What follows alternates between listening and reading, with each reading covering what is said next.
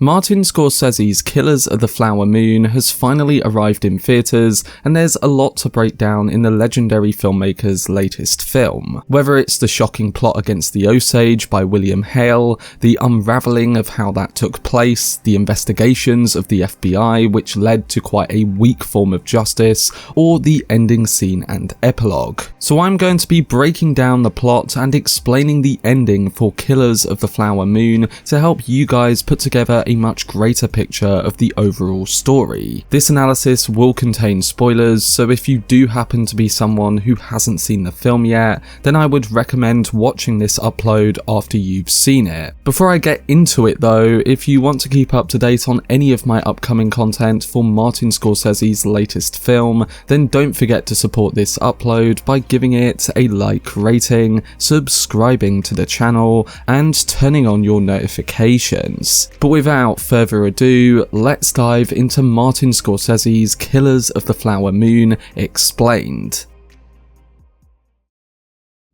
With Killers of the Flower Moon, director Martin Scorsese now has another classic film on his extended filmography. We've seen gripping crime stories and real events be translated to screen expertly by the filmmaker before, but Killers combines both of these approaches to give us another Oscar-caliber project. His new picture, which is based on the non-fiction novel of the same name by David Grann, dives headfirst into one of the most shocking real-life stories of racial hatred, corruption, and brutality in US history, detailing the murders of the Osage Nation in Oklahoma. Like the film eventually depicts, the story has often been kept away from historical records, again touching on the horrible corruption at play, and it truly explores who is to blame for all of it. While we learn a lot of the facts surrounding what happened throughout the course of the 3-hour 30-minute runtime, the ending really does a good job of shining a light on those responsible for the Osage murders and the devastating implications for those involved. And before we get to that particular ending, we have to run down some of the shocking plot points included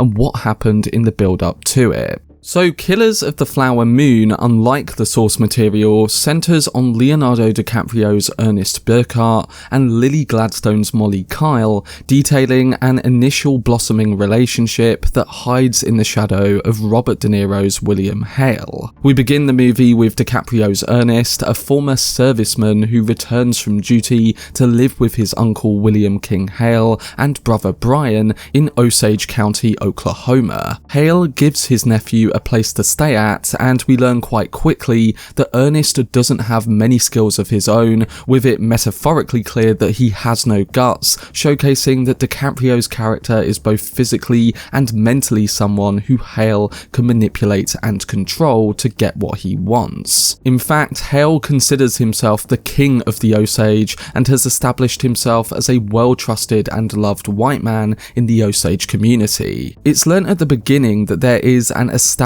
racial hatred towards the native people within the US, and that the Osage Nation have a lot of wealth because of their control of oil production on their land. But while their people are guaranteed the profits for it, they aren't given the control, with many of them having to have guardians that receive their own funds. These so-called guardians were white businessmen, and as we soon learn in the film, they used positions or often marriages to legally steal the Osage land and royalties. Ernest is another figure that Hale wishes to get close to the Osage to force through this process of stealing, and we quickly learn how he plans to do so. DiCaprio's Ernest initially makes his money by working as a local driver, and that introduces him to Lily Gladstone's respectable Osage woman Mollie Kyle. So essentially, much of the Osage have mysteriously died without any investigation, and if Ernest gets close to and marries Mollie, when her family dies,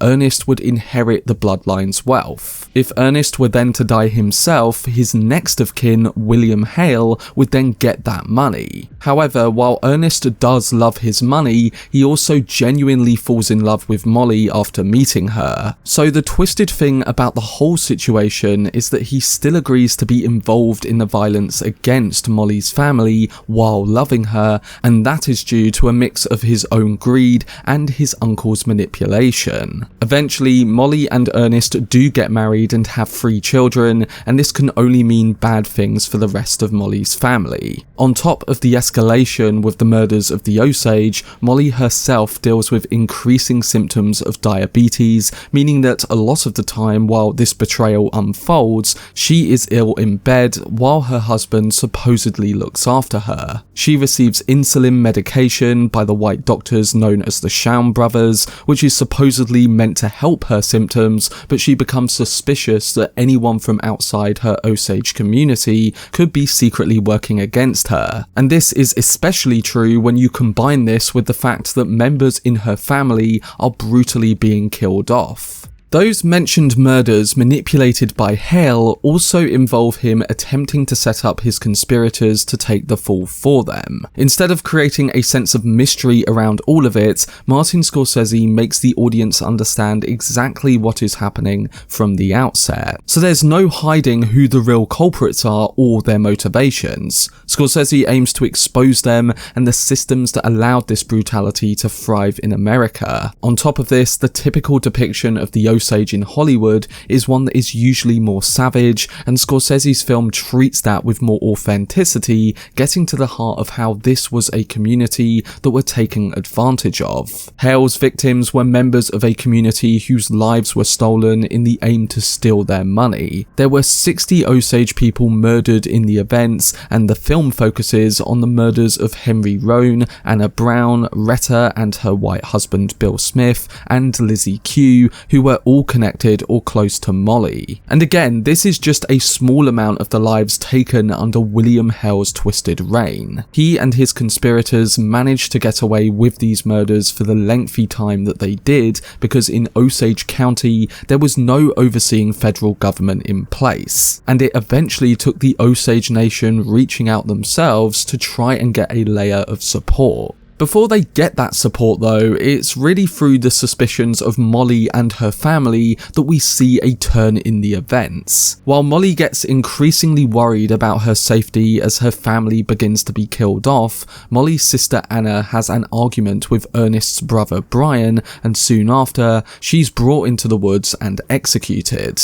After Mollie's mother Lizzie Q also passes away, it's revealed that the control of the oil money will now pass on to Mollie and her children. Mollie's other sister Retta and her white husband Bill Smith are also murdered in a bombing by William Hale's man Blackie Thompson, and this makes Mollie and others decide to try and get help from outside the county. Mollie uses what little strength she has left to travel with the Osage Nation leaders to Washington to plead with President Calvin Coolidge for an investigation into the unsolved murders. Although the president seems initially hesitant to go ahead with an actual investigation, it does eventually work. But before that help comes, there's a further issue going on behind Mollie's back, and it revolves around her own husband. Ernest has become blind to his uncle's manipulations and goes ahead with everything he's asked to do. He begins to poison Mollie with the insulin injections, ones that were originally given to her by the Shawn brothers, the white doctors that she didn't trust. Ernest continues with the doctor's orders to mix it with poison to slow her down. So at this point in the story, it seems that there is no way out for Mollie. She's becoming sicker, with her own husband administering the poison shots, and her family has been almost entirely murdered at the hands of William Hale without her knowing so. But as said previously, when her and other Osage leaders went to Washington, their cry for help was eventually listened to. Agents from the Bureau of Investigation, which would later become the FBI, led by Jesse Plemons' Tom White, come to the county to begin looking into the murders on behalf of J. Edgar Hoover. Even with the FBI now on site, Hale still believed he was untouchable because of those who falsely respected him in the Osage community. But the Bureau was able to put together the truth after aiming in on a few individuals. One of those interrogated individuals was Ernest, who is questioned for his role in the murders. After putting the last of the poison dose meant for Mollie into his own drink, he is later arrested, with his uncle turning himself in so that he did appear innocent. Hale's attorney Hamilton, played by Brendan Fraser, attempts to get Ernest to cover up his uncle's role in the killings. And while Ernest initially goes along with it and doesn't help the FBI, after their youngest child dies of a long illness, he eventually decides to spill most of the truth in court and go against his uncle. He shares details about his role in the murders and how he lied to his own wife, admitting that he was working under his uncle's orders, but that he married Mollie because he truly loved her. He then meets with Mollie after the trial, and while he admitted many truths, he still couldn't admit that he was poisoning her. Mollie couldn't forgive what happened to her family, and she definitely couldn't forgive that the person closest to her heart could poison her and then not admit that after all he did reveal in that trial. But she does not allow her relationship with him to define the rest of her life or forget what happened. And the tragic thing about this story is that while she could not forget, history chose not to preserve and interrogate this story further. Scorsese's film at least challenges the audience to watch this history, understand it, and know that what happens to the Osage Nation and Mollie's family was complete and utter betrayal. And this thematic mainly takes form through the unique epilogue that the film presents us with. The ending to certain characters is not revealed through a set of events with the actors or through information or titles on screen, but rather through an episode of the J. Edgar Hoover endorsed radio drama in the 1950s, recorded with performers on a theatre stage. On top of this, the epilogue is ended by director Martin Scorsese himself with a cameo as the show host that describes the end of Mollie's life and the tragedy that the Osage were left with. We also learn many details about the later life of characters throughout the entirety of this show.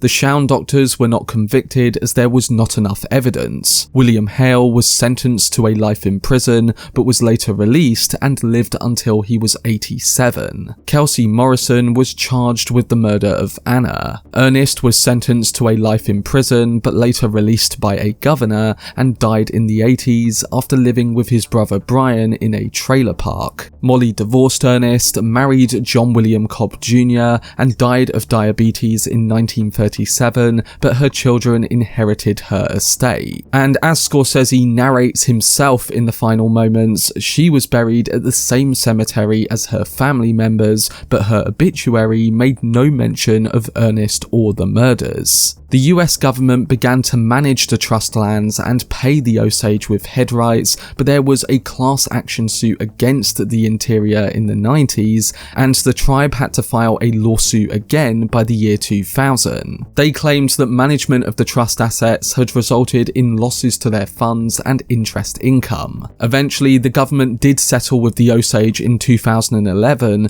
becoming the largest trust settlement with a tribe in US history for $380 million. In the film's closing shot, we jump forward in time to an overhead shot of the Osage tribe, dancing and enduring. And while the historical narrative was erased, this final shot is to celebrate their continued resistance in the face of racism. But that was my video explaining the plot and ending for Martin Scorsese's Killers of the Flower Moon. I'm going to be posting my review in the next few days, but overall, I thought the film was a masterful outing by Scorsese that left me feeling devastated by the very end. It's not a film that I'd want to revisit soon because of the horrible things that did take place, but the effective nature of its telling leaves me thinking a lot about it. There's going to be plenty of discussion about it in the coming coming weeks surrounding the questions raised by the ending, the movie's overall quality, the adaptation of the source material, and the narrative's central messages. But I do hope this breakdown did help some of you guys understand the events a bit better, and overall, I'm looking forward to hearing your thoughts on the film, so don't forget to let me know down below in the comment section. For more on Martin Scorsese's Killers of the Flower Moon, then subscribe to the channel and turn on your notifications. Also, if you enjoyed this video, remember to leave a like rating and follow me on social media via the links in the description. But anyway, I hope you guys enjoyed it. I've been Cortex, and as always, make some noise.